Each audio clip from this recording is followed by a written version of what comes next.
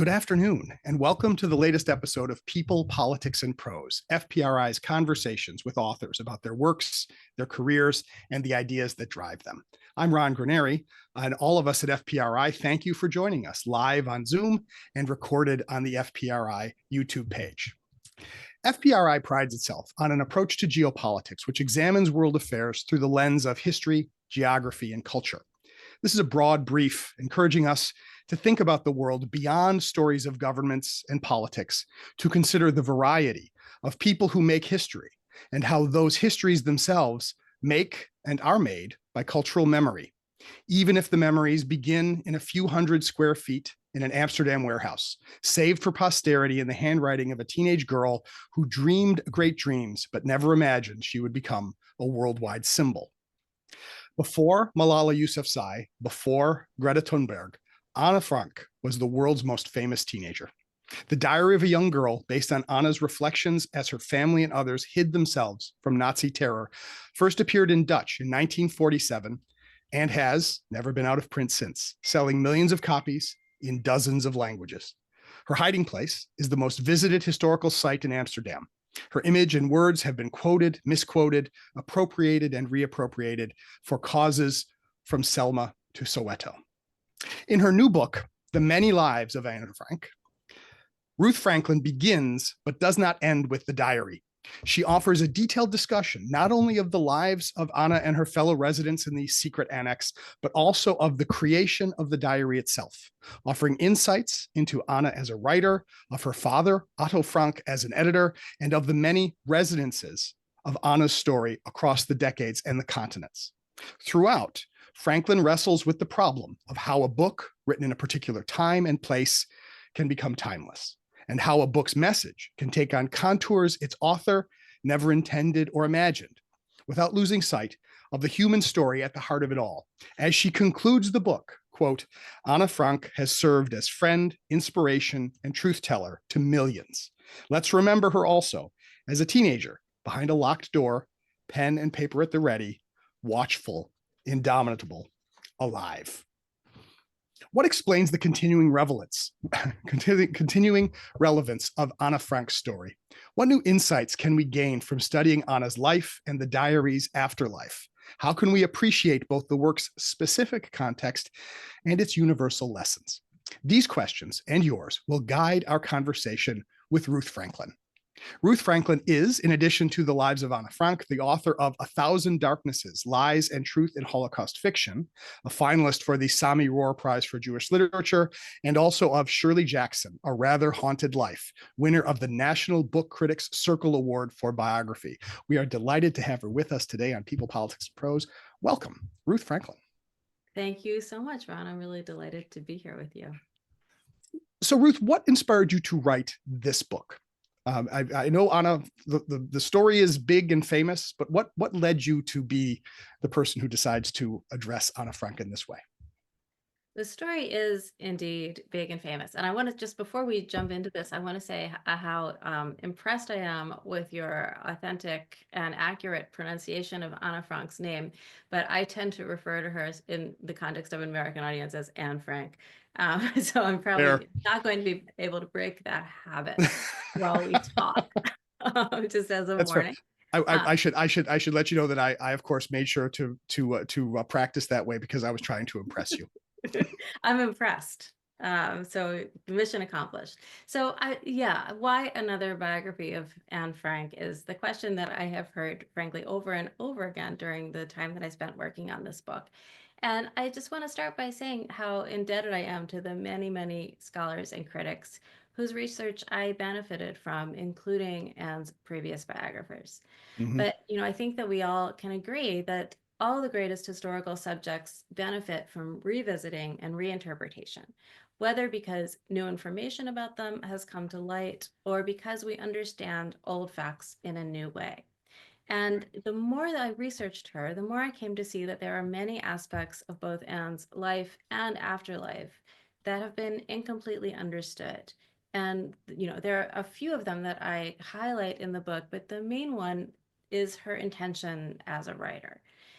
Her diary, as we know it, wasn't, a found object, as people have called it and thought of it, but a carefully composed testimony to the Nazi persecution of Jews in the Netherlands. And as Mhm. other critics have pointed out, it's really more of a memoir than a diary. And it's a book that, in fact, she hoped to publish. So I believe that recognizing and respecting her intentions as a writer is a crucial first step to reclaiming her as a human being rather than a symbol. See, I think that's a very important observation, and it shows some of the complexity of how we deal with the diary as a text and with Frank as a historical figure, because uh, the idea of it being this found object, the immediate outpourings of a teenage girl's thoughts, gives it a certain emotional immediacy. And so I wonder whether readers and people who've encountered the book in the past have been reluctant to think about it as a constructed text because they're afraid that it's going to lose some of that immediacy. But the way you describe it as memoir understands that her intentionality doesn't weaken the text; it gives it deepens it. Absolutely. And, I think it doesn't have to lose that Mm-hmm. immediacy if we see it as a memoir and appreciate the effort that she put into rewriting her diary literally from the beginning with an eye towards publishing it, or at least including it in the Dutch National Archive. So I'll just Mm-hmm. briefly tell the story of how she came to do that, which is that in March 1944, after she'd been in hiding for nearly 2 years, she and all the other residents of the Annex, the kind of back house of Otto Frank's business location where they were hiding. They listened to the radio every night, and one night on the radio, they heard a Dutch minister from the government in exile calling on citizens to preserve their documents from the war years to be included eventually in a national archive that would be created. He says history cannot be written by public documents alone. It requires these personal testimonies of eyewitness to the daily depredations of the Nazis for people in the future to have a truly complete picture of what happened. And as Anne writes in her diary, all of them immediately thought of her and looked at her and looked at her diary. But as she looked back over it, she realized that the diary, the way she had written it, couldn't serve this public purpose. It was a private text written, as an outpouring of feelings, certainly as a chronicle of the time in hiding, but also there are many, many very personal things that she didn't want to share. And also, it seems, as she looked back over it, that she saw that there wasn't quite enough about the persecution of the Jews. She had written a lot of things that had happened to her without giving the context that she imagined her reader in the future requiring. And so she went back and literally rewrote her diary from the very beginning, in some cases adding new entries that filled in key bits of information, and some other places just kind of restructuring and moving things around. But she truly intended it to serve as a public document of testimony. Right. And I guess that is an astonishing ambition for a relatively sheltered 13-year-old girl, 14-year-old girl to take on. Almost Um, 15. she Yes, was 15. Okay, she was 15 by this point. almost But 15. I guess I think about this is you describe in the book how the other residents of the annex knew that she was keeping a diary and encouraged her. But to what do we attribute the ambition? I guess there's lots of 15-year-olds keep diaries, not enough, right? Historians wish more did, but not enough do. But how do we understand, right, her belief that she could do this? Right. So the ambition is amazing, I think. Yeah. And when we think of the diary as a found object, that's the part of her that we're erasing. Where did she get this from? I speculate that keeping a diary is a kind of practice, as well as documented. The act of keeping a diary is in itself a practice comparable to a yoga practice or something, a religious practice, something that we do to develop ourselves. Mm-hmm. And so I argue in the book that the very act of keeping the diary was what transformed her into the writer that she became. Because if you think about it, it requires a kind of self-assertion to, Mm-hmm. take the pen, put the pen to paper. It's a statement. I'm a writer. My words matter. It's a statement made to the other people around her who sometimes didn't take her writing or her as seriously as she hoped they would. But it's also a statement to the self. Here I Hmm. am writing. This makes me a writer. Yeah. Yeah. Because that's what I think about is many people perhaps start diaries and either stop because they just can't keep up the discipline, or they stop because they start second guessing themselves as to whether their writing is worthwhile, right? Diaries are funny things, right? You write them in times because you don't want anybody and you don't expect anybody to read them, but eventually you kind of hope someday somebody's going to read them. And so your diaries are funny documents in search of an audience, right? Hopefully not your mother, but somebody else will read your diary. um, and so how do we understand then the role of Otto, her father, in this process? It's so complicated. Yeah. And I think we have to treat him with a great deal more sympathy than critics and Hmm. readers have tended to treat him as. I think, if people know anything about Otto's role in the publication, the editing and publication of Anne's diary, they have a sense, which has been, uh, disseminated in the media and elsewhere, that he was a kind of Anne's censor, that Hmm. he, took out stuff about her feelings about getting her period or her criticisms of her mother, and he made the diary somehow less authentic than it was when it came to him.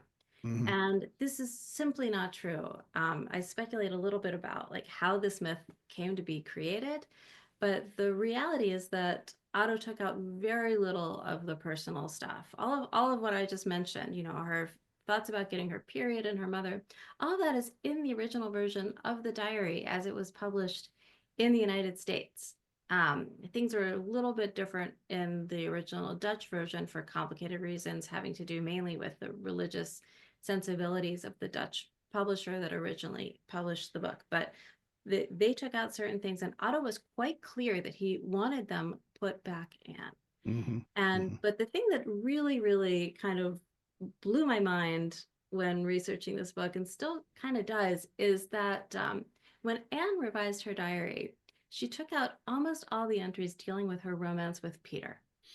Right? When we think about Hmm. the diary, especially if we've seen the movie version or when they're the TV version, there's a lot of emphasis on that romance. Yeah. Why? Because it's so sweet, right? And it makes her feel so relatable. It really makes her feel like every teenage girl, even though she's in hiding under these extreme, extraordinary circumstances, she's still going through the same things that we all go through. But she took it out of the version that she hoped to publish. And I think, we can read from that the sense that, number one, she probably thought it was very personal, right? At certain points, she's writing, every day about her longing for Peter. And, Right. how would you like your private diary entries as a teenager about your crushes to be published for the whole world to read, right? Not so Mm, much. indeed. So, I think there's that, but there's also the sense that she wanted her book to be a testimony to the persecution of the Jews, not a chronicle of her romance. And her father did the extraordinary thing of taking all those entries and putting them back in. And we can only imagine that he saw what a great story it made, Hmm. and wanted to share that with the world. Right. Well, and I think about that, right? I mean, how difficult or how complicated it must be for a father who misses his daughter, who knows the tragedy that's involved here, that he's reading her words, he's recognizing that here she was, right, this girl who was trying to understand her life, and that life was cut short, and that he chose to do this, that he recognized the value of the diary as a document and as a testament, is remarkable, I guess. It's There's the quite only word I could amazing. think of, right? I mean, Yeah, it's because quite amazing. he could have just kept it as a family keepsake. He could have done any number of things with it, but he realized he wanted to share it with the world.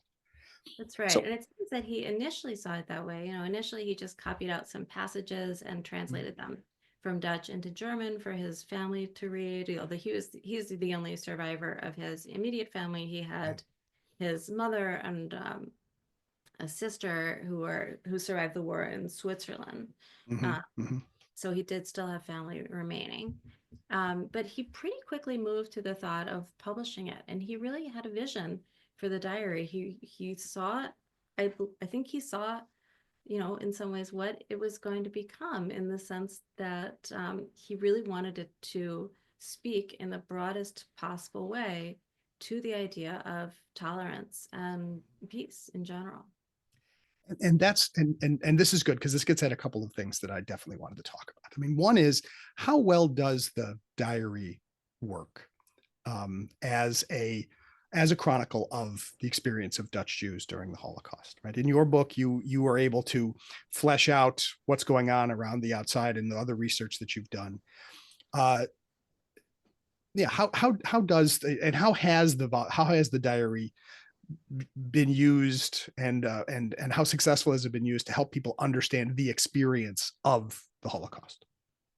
Well, I think if we're looking specifically at the diary in relation to the experience of other Dutch Jews, we have to say it's not super representative and Mm-hmm. was an exception in almost all ways, except for, of course, the fact of her tragic death.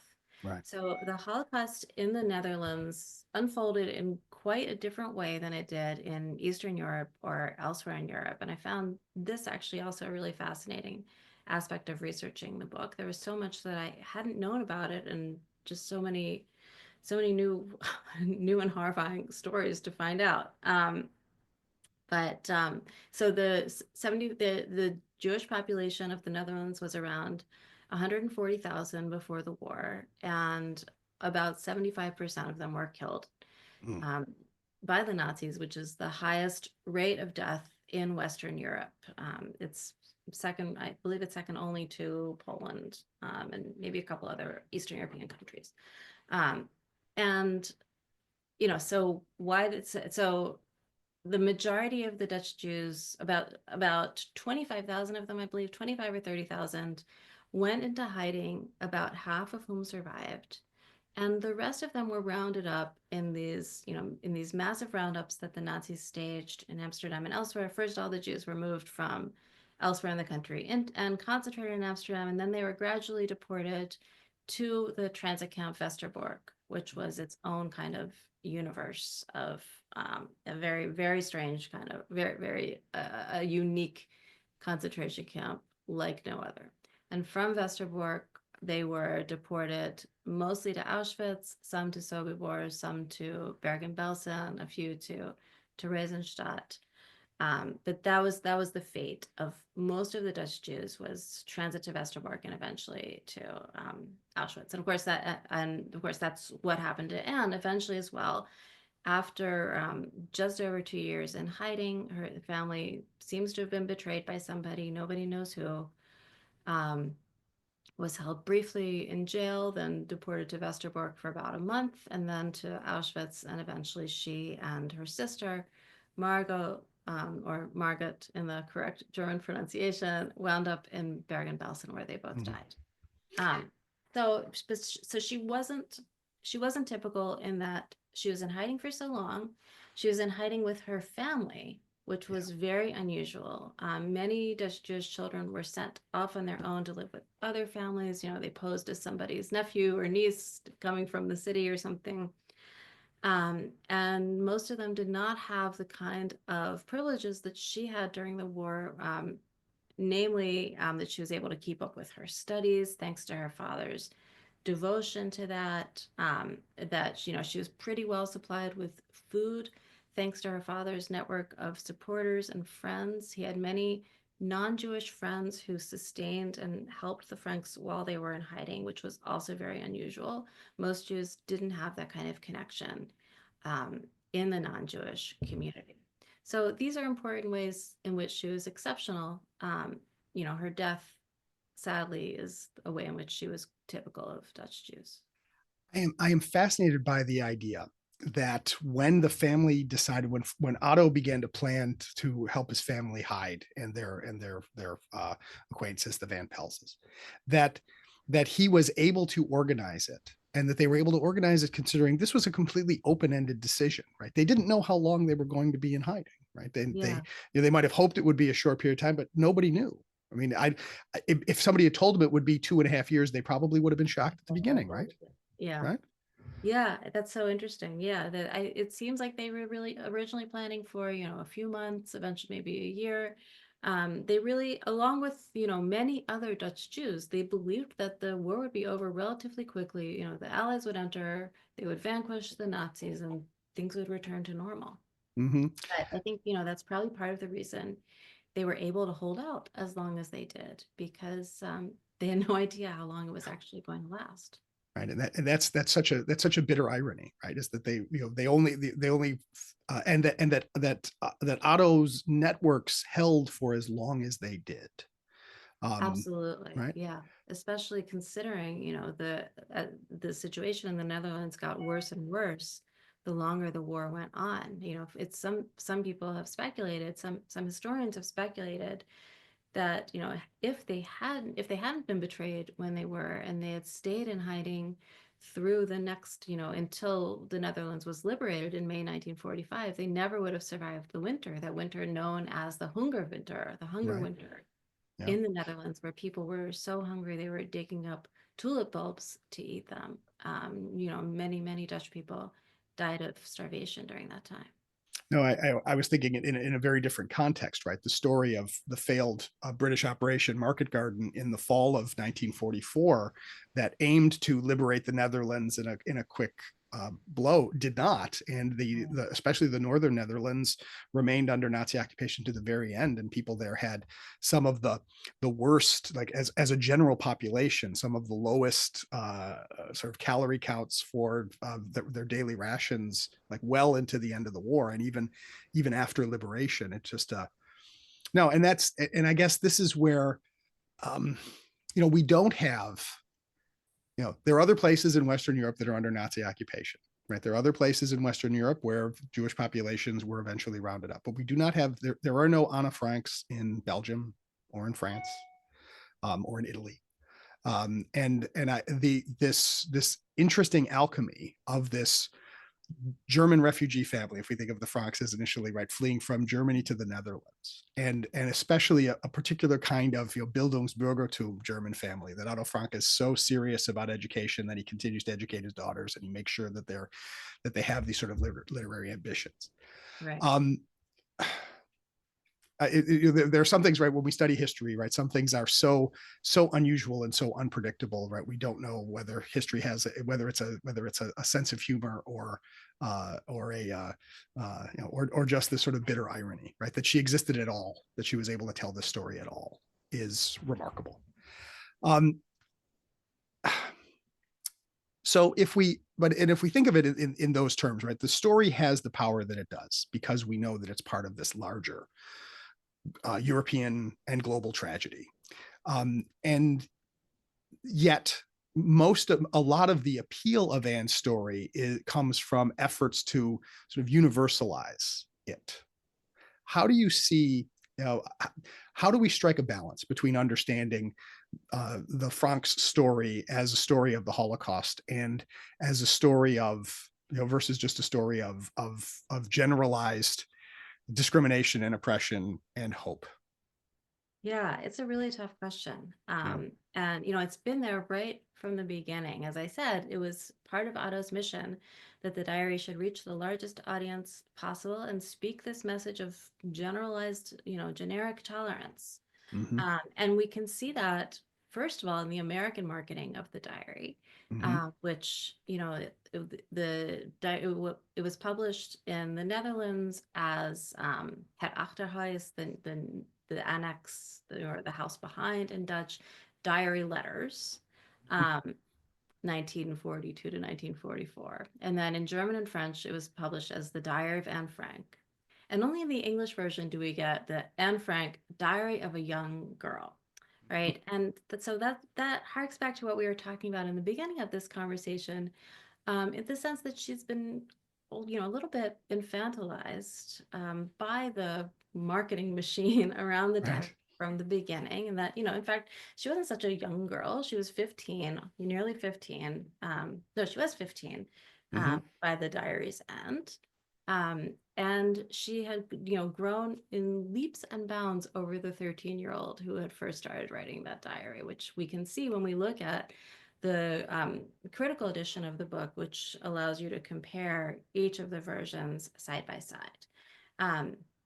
So, I think it was obviously a very deliberate choice on the part of the American publisher, Doubleday, to market the book in this way. And I think it was part of this larger strategy of um, making the book accessible and available to the largest possible audience. Hmm. Hmm. It really played up, the sense of her as kind of an every teenager. Of course, the romance is a major factor in that as well. Um, and I think we can trace this in some ways to the anxieties of American Jews at the time. So Hmm. this is, the early 50s. The diary came out in English in 1952. The war has recently ended, but anti-Semitism is still, kind of a tacit but real factor in the American scene, in the sense of prejudice at schools, universities, in the workplace. We're not, obviously, it's nothing like what the Jews of Europe experienced, but I think there's a sense in which American Jews were quite a bit anxious about standing out, right? They don't want to Hmm. emphasize their differences from the general population. They want to fit in. They want people to think that the Franks are just like everyone else. One of the ironies of this story is that there's a big fight over the Broadway adaptation of the Yes. diary. Um, in that the writer and journalist Meyer Levin was helping Otto to promote it among Broadway producers. In exchange, believed that Otto had promised him the right to adapt the diary, and then became very, very angry and bitter when it turned out that Otto didn't see it that way. But part of what Right. the main thrust of what they fought over was the extent to which the adaptation of the diary for Broadway should be a Jewish play. And there's a letter, in fact, in which Otto literally says to Meyer Levin, "This is not a Jewish book. So don't make a Jewish play out of it. Not a Jewish book." And Frank's diary, what is he talking about? And Right. then but that's in fact what he is talking about. He didn't see it as a Jewish book. He saw it as a book for everyone. But Hmm. at the very same time, he says to Levin, and I believe in the next sentence, he says, "But at the same time, it must in some ways still be Jewish so that it can work against anti-Semitism." So, from the Yeah. very beginning, I think Otto and the others who were trying to use and, adapt and use the diary in different ways found themselves caught in this catch-22. That it has to be Jewish, but it can't be too Jewish. Otherwise, it won't be relatable. And that, of Yeah. course, is also a sign of anti-Semitism. Absolutely. Right. And a sort of, I don't know, in a sense, right, an almost kind of preemptive concession to the possibility of anti-Semitism, right? It's like we assume it's going to happen, so we're going to try to tone it down. Um, I wanted to say for a moment that to the audience out there, please don't forget you can use the Q&A feature to post questions of your own to join in this conversation with Ruth Franklin about the many lives of Anne Frank. Uh, and so let's talk about the adaptations. Let's talk about the play. Right before we get started, we talked about watching the film and how the play. Susan Strasberg plays in the original Broadway production, but decides not to do the movie. I'm kind of curious about that decision. And so the decision is made to pick someone who is not famous. Millie Perkins plays Anne in the movie, and Diane Franklin, no relation, plays Margot in the movie. And if I'm correct, neither one of those actresses was Jewish. I I need to look that up, but I'm thinking just the decision to choose actresses who were somewhat older than the actual girls in order to allow for more of the in order to allow the romance to take a little bit more center stage in the film. And so the presentation of the story, is in order to universalize the story has to get further away from the lived details. But it's done at a time when Otto is still alive, and so with Otto's endorsement, right? So it's not as though Brackett and and the other author that they didn't violate the wishes of Otto Frank by updating the story. That's right. Although it's clear if you look at the correspondence, Mm-hmm. Otto did have the right to look at the play. I think he Mm-hmm. was not involved with the movie to the same extent, but he did retain the right to make changes to the play. But largely the playwrights, who were Albert Hackett and Francis Goodrich, Thank the you. Hollywood husband and wife screenwriters, who I think before that time are most famous for It's a Wonderful Life. Um, they, as well, together with the director and the rest of those in charge, basically they overruled him. And Mm, so there are a number of places in the correspondence where we see Otto pushing back very gently against some of the choices that Goodrich and Hackett made that, ultimately would be among their most criticized. And, this is what people are referring to when they say that the play de-Judaized Anne Frank, that it downplayed her Jewish identity.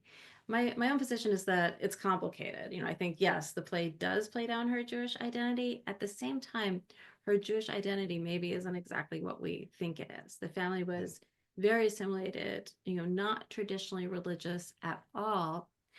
Um, Anne does seem to think about God quite a bit, especially toward the end of her time in the Annex, but she doesn't conceive of him the way we think of the Hebrew God, but much more in sort of a kind of generic, nature-based, kind of Judeo-Christian right. type of figure.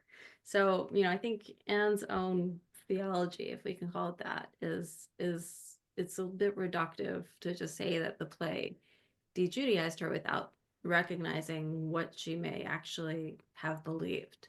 But so, Mhm. for instance, there's a place where the families in the annex are lighting Hanukkah candles, and the director, Garson Kanan, made the suggestion, I believe it was him, either him or the producer, Kermit Bloomgarden.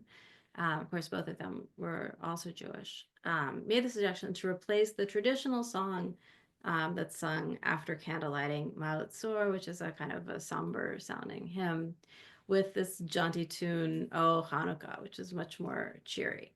And Otto, among others, raised the fact that this was not historically accurate and wanted in the film version to have it restored as Mao Zor. Mm, And they all overruled him. And there's a letter from Canaan which he says, without this tune, the ending of the scene will be flat as a pancake.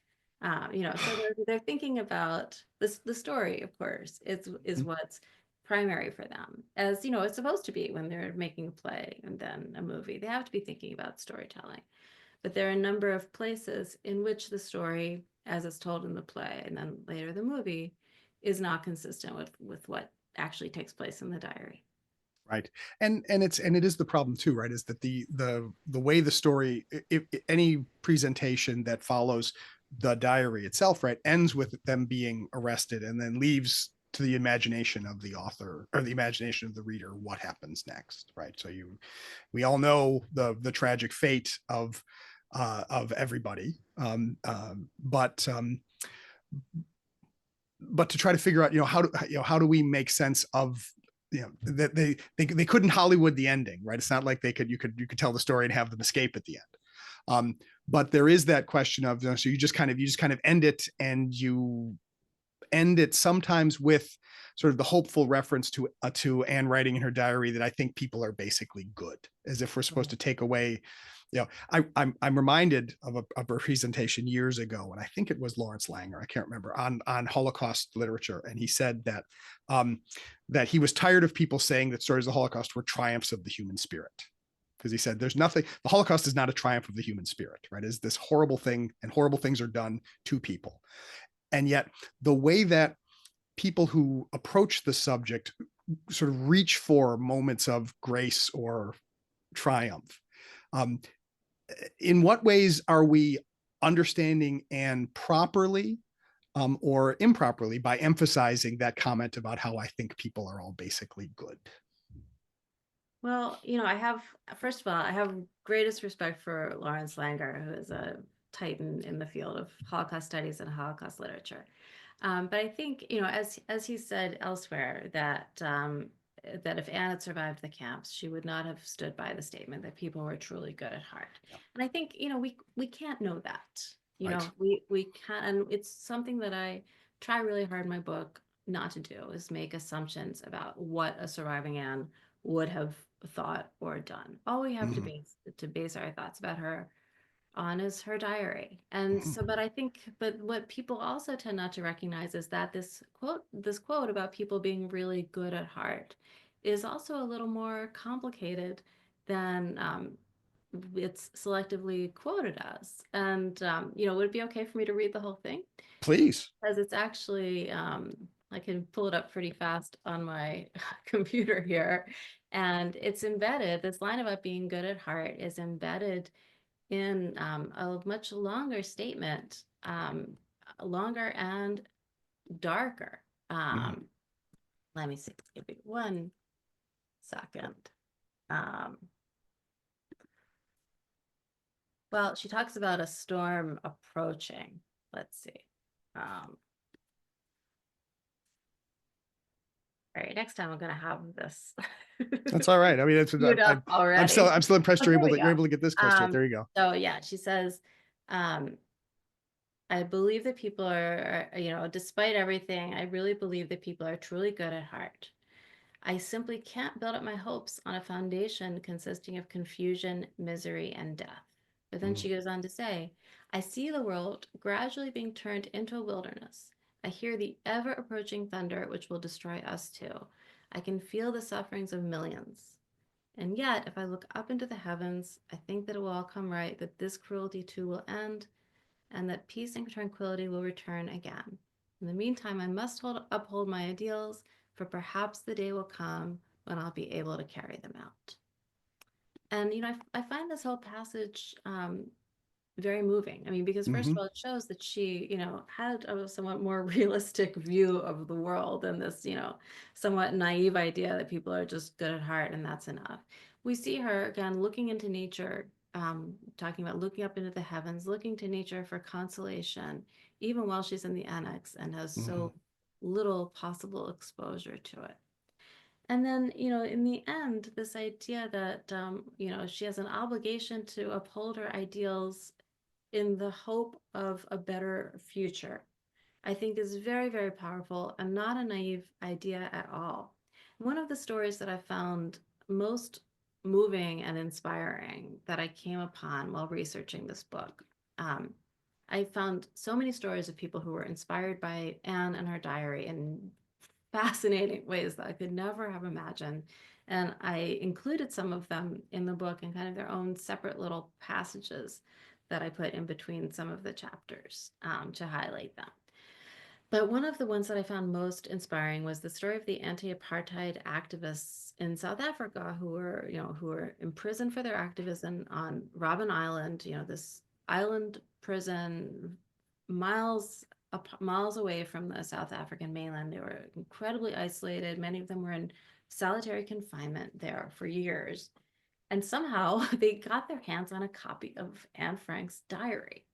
And this book meant so much to these men who were so far removed from her situation in every possible way.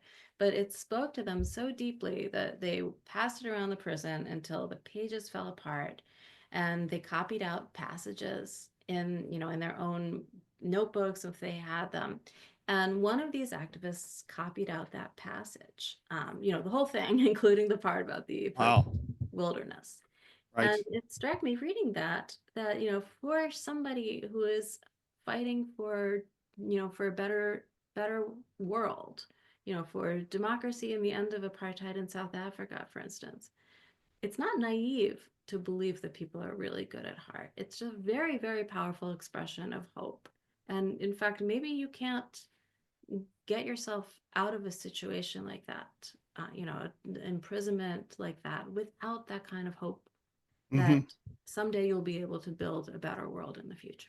Right. I mean, yeah, there's nothing wrong with hope, right? There's nothing, I do think that in a cynical age, right, sometimes we tend to think of hope as something that is naive or simple-minded, but I don't know. I'd rather have it than not have it, right? And we should all try to have it, I guess. Yeah, right. And so, and this gets to the question of the reception of the diary. And so Randall Noonan asks a question about, he asks, can you speak to the diary's reception elsewhere? He mentions Germany in particular, but how did the reception of the diary, or how did different cultural milieus understand the diary? We've already talked about it a little bit here with the South African anti-apartheid activists, but do we see any other differences or unique aspects of how people have embraced or understood the diary? Yeah, well, briefly about Germany, it's clear that Germans felt, really chastened and ashamed Hmm. by the diary. Especially we see this especially in the reaction to productions of the play, Hmm. at which German audiences responded with silence. They didn't applaud when the play was over. They sat there silently, um, and as a sign of respect, and I think of huge shame for what their country had been responsible for. One of the most interesting um, places that really responded to the diary, I think, is Japan. And I write about this briefly in the book, but it was extremely popular there. It was published also in 1952, the same year as it was published in the United States. And it was popular for many reasons. One was that it was the first book published in Japanese to talk openly about menstruation. And because of that, Anne's Day became a euphemism for getting your period, sort of I like the way people I've read talk that. about That Anne's is that flow or still the we were case? here. Apparently, that is Sorry. still the case. Is that still the case? I remember reading That precisely is that still the factoid. case. And just a few years ago, there was a Japanese tampon marketed as like Anne's Day or something like that. So that's really amazing. Anne Frank is sort of, I guess, the Judy Blume of Japan in that way, and in showing people a way to speak openly Right. about a teenage girl's developing body. But in a more political sense, I think the diary spoke to a population victimized by Hiroshima and Nagasaki Hmm. in kind of a complicated and not always straightforward way. In the sense that the reception of the diary doesn't always seem to have appreciated that Japan was ally of Hitler in the war. They Right. embrace, and together with Sadako Sasaki, who was a Japanese girl who famously, legendarily folded 1,000 paper cranes and the Right. drive to, you know, bring world peace. And the two of them are often linked together in Japanese culture as these sort of innocent victims. And so, in that sense, I think the love for Anne, this sort of uncomplicated adoration of Anne, um, obscures, this darker history of exactly who's responsible for what happened to her. And of course, Right. the Japanese were somewhat late to acknowledge their own war crimes, in terms of the Korean comfort women who were abused by Japanese, and other similar situations. So I think Anne is a complicated figure there. Right.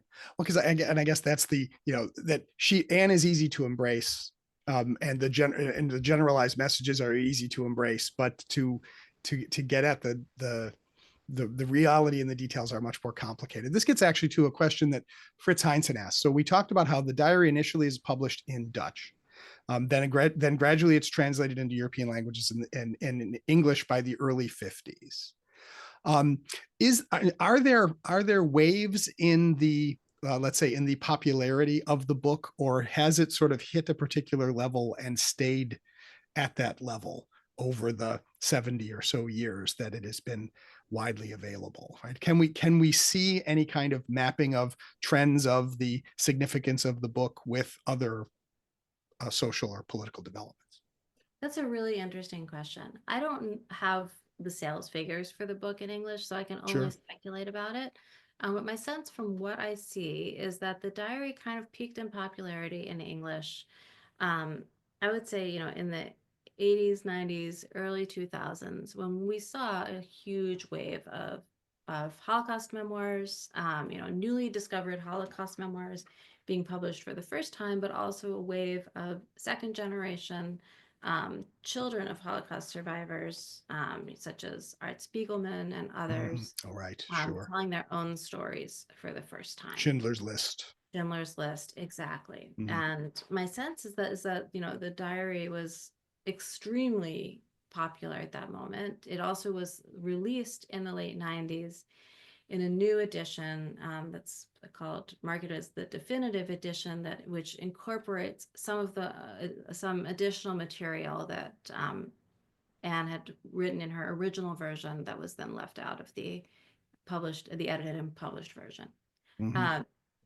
And that version also, I think, enjoyed a lot of popularity. And of course, the Anne Frank house has grown, I believe, is steadily more popular over the years, and recently had to renovate to accommodate greater and greater numbers of visitors. But what I think there has been a bit of a falling off in popularity of Anne, especially in the classroom. Mm-hmm. There's a sense that her diary is sort of overexposed. I think you mentioned to me reading it in school. I did, yeah. Neither I didn't read it in school, and neither of my children read it in school. Hmm. And Interesting. I hear anecdotally, well, for one thing, it seems like one of the most frequently taught quote unquote Holocaust texts is The Boy in the Striped Pajamas, which is a whole other story. Yeah. Yeah. But Yeah. anecdotally, I have a sense that Holocaust teachers, teachers who teach Holocaust studies are moving away from it and looking for texts that are, less canonical, that not everybody has heard of, that, are not on everybody's bookshelves already. Obviously, you have to applaud pedagogical imagination and innovation, but I think, part of an unintended consequence is that the diary is perhaps read a bit less than it used to be. Mm-hmm. And I think, Mm-hmm. another thing that goes along with that is we probably have all heard about the falling off of teenage literacy, high school literacy in the US. Yes. The fact that many high school students don't seem to be capable of reading a book as long as the diary, which is, Right. frightening and upsetting thought on many different levels. But I think it's part of the reason that the graphic adaptation of the diary was introduced a few years ago. This was a project, supported and funded by the Anne Frank Foundation, done by the Israeli writer, and animator Ari Folman. And when we hear about the diary as a banned book, you often hear about conservative activists in Texas or Florida seeking to remove it from the classroom. It's often this edition that they're focusing on because it contains a graphic, in the sense of graphic memoir Right. depiction of Anne's interest in a female friend, which is the Mm-hmm. sort of a trigger point for this controversy. Right. Well, and we get back to this idea about, that certainly there is school curricula in the United States, to their credit, to our credit, perhaps, are still interested in the Holocaust, and so trying to find ways to bring that as this paradigmatic example of intolerance, for our children to understand, and yet, right, what we decide to read about it is itself a story, right? Because I remember, we read the Diary of a Young Girl in 7th grade. By the time I was in 10th grade, we read Night by Elie Wiesel, which is shorter and a very powerful story. Is also one of those books that probably is a little overexposed, but is still very, very important, a very important book. But the fact that of the popularity of a book like The Boy in the Striped Pajamas, which is, historically, catastrophically dubious, and in a lot of ways is written in a way that further, let's say, further compartmentalizes the horror by suggesting that even the people who were involved in perpetrating the horror were not aware of it. So it's like it's a way to turn the Holocaust into an awful thing that nobody that we know was responsible for. So we can all agree that it was awful, and we don't have to grapple with the very difficult questions of, bystanders and complicity and whatnot. And this gets to this larger question of, what's the point of understanding and studying the Holocaust? What's the point, and what is the use of books like The Diary of a Young Girl? How do we talk about this terrible historical event in a way that can serve the didactic purposes that we want it to serve, right? sort of generally speaking about tolerance, about understanding, about how we should push back against dictatorship, how we should push back against discrimination. But how do we do this in such a way without losing sight of the fact that Anne Frank's story is a story of people in a particular time and in a particular place? How do Yeah, we avoid? Yeah, my answer to that is just that we have to be, conscious and deliberate in yeah, keeping these things in our head at one time, yeah, yeah, So we have to be able to walk and chew gum. We have to be able yeah. to remember that Anne Frank was a historically specific person, a teenage girl living in the Netherlands, born in Germany, persecuted by the Nazis, then in Germany, in the Netherlands, and murdered.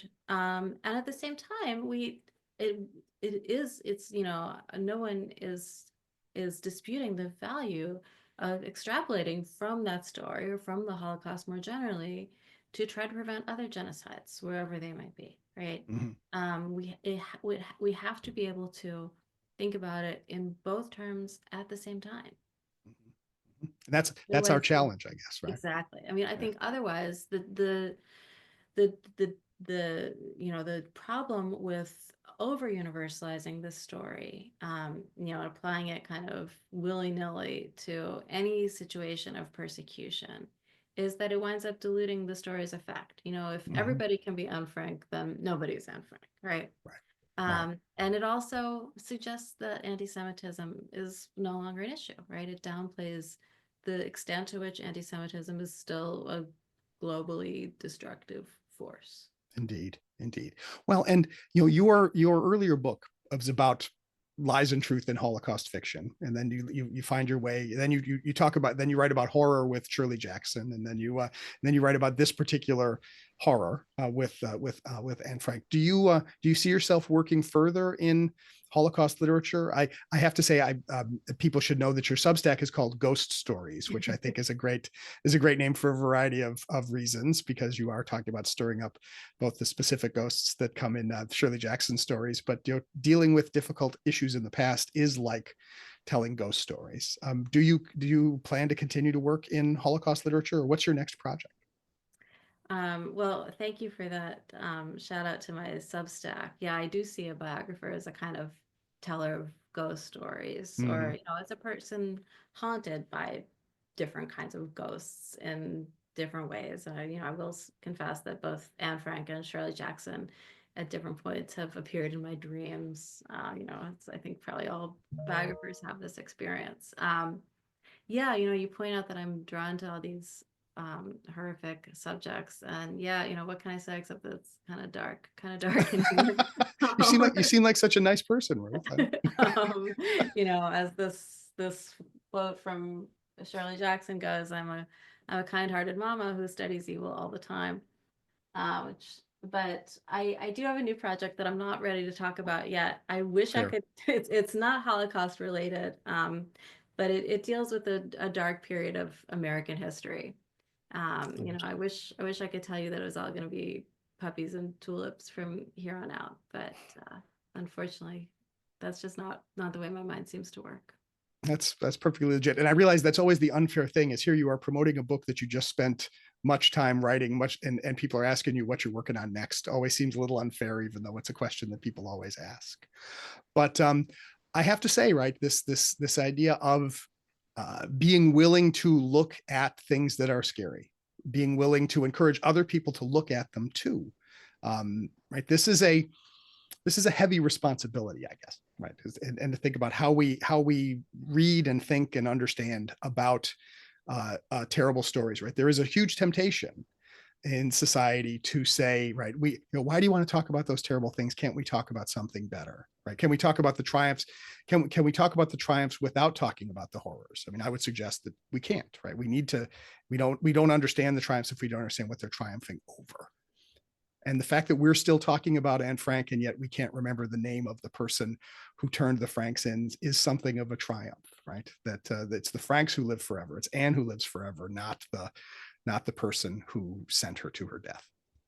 That's right, and it's thanks to her unbelievably remarkable achievement as a writer that, Mm-hmm. at age 15, in, these incredibly extenuating circumstances, she was able to craft this book that had an impact on millions and millions of people, an Indeed. uncountable number of people.